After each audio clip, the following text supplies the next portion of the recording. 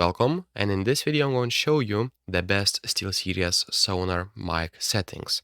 So let's get started. First of all, if you want to just import my configuration, you can click down below in the link or basically copy the link and just put in your browser. But if you don't want to do that, what you can do is copy my settings from the SteelSeries Sonar.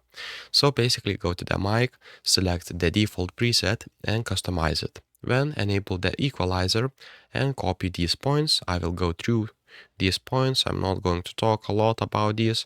You can just copy these points and put how you see them on my screen. For the ClearCast AI noise cancellation, I turned on this feature and make sure to set at 50.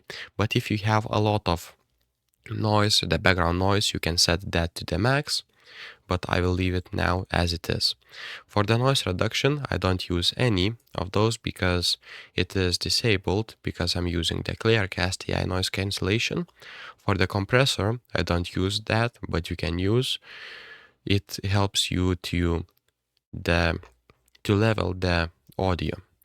And for the noise gate, I don't use it at all because if I set that, sometimes my voice doesn't picked or whatever. For the reason it doesn't work for me. So these are the settings.